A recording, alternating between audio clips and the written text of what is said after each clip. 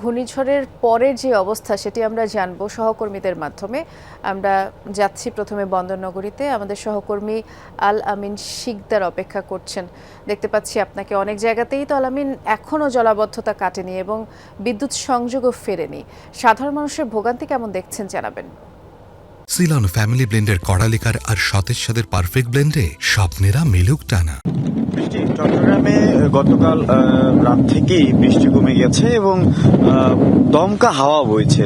এই কারণে যখনই বাতাসের গতিবেগ কোথাও কোথাও যখন বেড়ে যাচ্ছে, সেই সময়টিতে সেই এলাকাগুলোর যে বিদ্যুৎ সংযোগ রয়েছে সেই বিদ্যুৎ সংযোগগুলো বন্ধ রাখা হয় এবং যখনই আবার স্বাভাবিক দেখা হয় ঠিক সেই সময়টিতে আবার সংযোগ দেওয়া হচ্ছে। আর একটি বিষয়ে জানিয়ে রাখি, সেটি হচ্ছে যে জলাবদ্ধতার যে বিষয়টা আপনি বলেছেন এখনো নামেনি, যেহেতু কালকে রাত্রে থেকে এখন পর্যন্ত কোনো ভারী বর্ষণ হয়নি।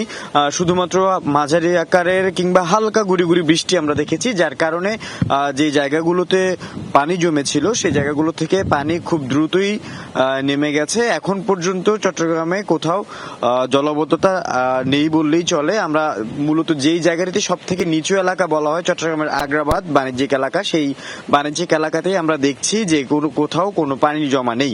সেক্ষেত্রে বলা যেতে পারে যে চট্টগ্রামের অন্যান্য যে নিচু এলাকাগুলো রয়েছে সেখান থেকেও পানি নেমে গেছে এবং আমরা সেই তথ্য এর মধ্যে নিয়েছি। তবে একটি তথ্য জানিয়ে রাখি যে বৃষ্টি না হলেও কিন্তু দমকা হাওয়া বইছে। সেই দৃশ্য হয়তো দেখতে পাচ্ছেন, গাছপালাগুলো দুলছে।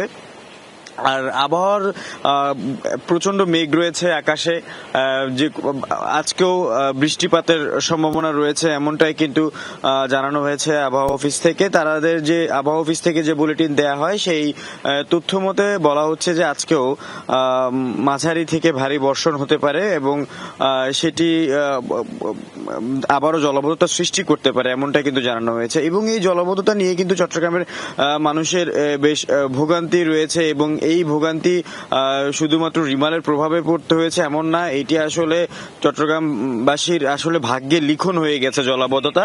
এবং সেই কারণেই কিন্তু আমরা যে বিষয়টি দেখি সবসময় এখনো সেই একই পরিস্থিতি এবং এখানকার যারা স্থানীয়রা রয়েছেন তাদের দাবি এই জলাবদ্ধতা নিরসনে সরকার প্রয়োজনীয় পদক্ষেপ গ্রহণ করবে। বৃষ্টি শুনছিলাম আল আমিন, ধন্যবাদ জানাচ্ছি।